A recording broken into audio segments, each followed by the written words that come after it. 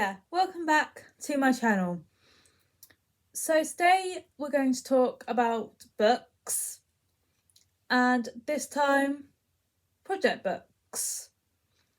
So I often found that when I was starting out sewing, I needed inspiration for what to sew, that project books were a really good place to look for inspiration and even do some of the projects in those books. So I thought I would create this video and show you some of my project books that you can maybe look at yourself and see if you can find inspiration in them. So let's get started. So the first project books I found really useful when I started to sew were these ones by Kath Kidson. So we have Stitch, we have Patch, we have Make, and we have Sew. These ones all come with different projects in it, like a pin cushion, bags, aprons, and they come with the step-by-steps and what you need to make them. Each of these books also came with a project that it gave you the materials for. So in Sew it was this bag on the front. So those ones were my first project books that I found really useful and gave me so much inspiration. So we have those ones, and then we have all the Great British Sewing Bee books. So this one, this one, this one, and this one. I believe there are at least one more of those that I just haven't got, but those are really useful and contain projects that were done in the actual TV series of this called The Great British Sewing Bee. So we have those ones, and then we have these books by one of my favourite sewers out there called Debbie Shaw. So we have Half Yard Haven, Half Yard Gifts, so useful, like storage stuff, so brilliant bags, and Half Yard bags and purses. These ones are really easy and simple to follow, and they give you instructions and really detailed pictures of how to make each thing, and they're really useful and really easy to follow.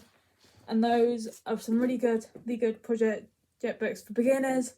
And Debbie Shaw, she's amazing at teaching people how to sew, and I love her. So those are those ones. Then we have another bag book called The Bag Boutique, which is this one. So this one comes with the patterns you need in it for them. You just have to trace them off and use them. Then it comes with instructions that are really useful and easy to follow. So there's that one. Then there's Crafty Little Things to Sew, which just gives you loads of little projects, e.g. some bags, some like storage containers, and it just comes with simple instructions that are easy to follow, pictures again. And for the people who wish to make products to sell, you have this book, Sewn To Sell. It gives you advice and information about sewing to sell. It gives you advice on how to take good pictures of your products to sell. It also gives you a few ideas of things to sell, like a quilt, and then tells you how to make them. Sounds really helpful and useful too.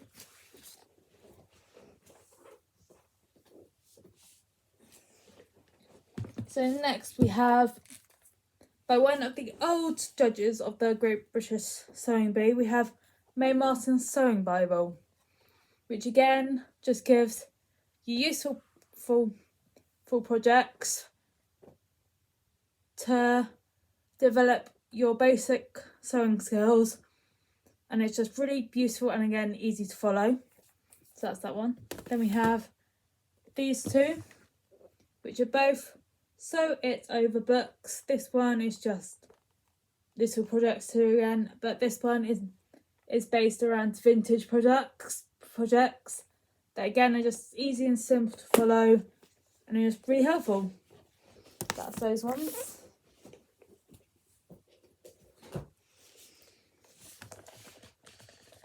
And then we have Freehand Fashion, which tells you how to draft your basic blocks, and then gives you a few different garment project ideas to make from those basic blocks, and it's just really unique and really helpful.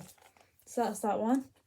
And then we have Love at First Stitch, which is based off of vintage looks, which gives you instructions and basic pictures to show you how to make each thing. It also so again gives you the patterns that you then just have to trace off and use.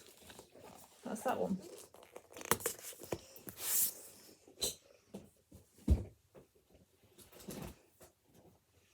And then I also have some books that are more based on techniques. So this one is Stitch Step by Step. It shows you all different kind of sewing stitches, mostly by hand, which explained how you do them with pictures. So this one is really good if you're just learning new stitches. It gives you detailed pictures and instructions of how to do each stitch. So that's that one.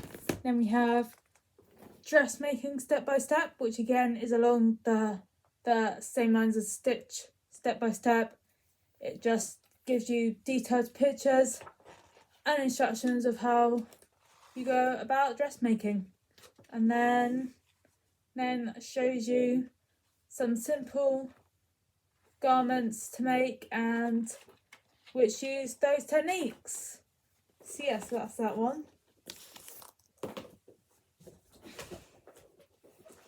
And then we have Dressmaking, the complete step-by-step guide, which is similar to the dressmaking making step-by-step. It gives you loads of different details on different techniques, and then gives you a decent amount of little basic products to create using those techniques to develop your skills. So that's that one. And then this book I found really helpful over the years, which is the Dressmaker's Technique Bible. It gives you all different techniques and explains how you do them so well. Literally, when I was a pretty new sewer, this book completely opened my eyes on how to do different techniques and really helped me develop my skills. If you're a fairly new sewer, I strongly suggest you add this book to your sewing library because it is so helpful. And then the last book I'm going into to show is back on the project side, but this one is for making cuddly toys. So this one is 50 fabric animals, which are just all phenomenal. You know, they're all so cute and look so cuddly, and it gives you detailed instructions on how to make them all.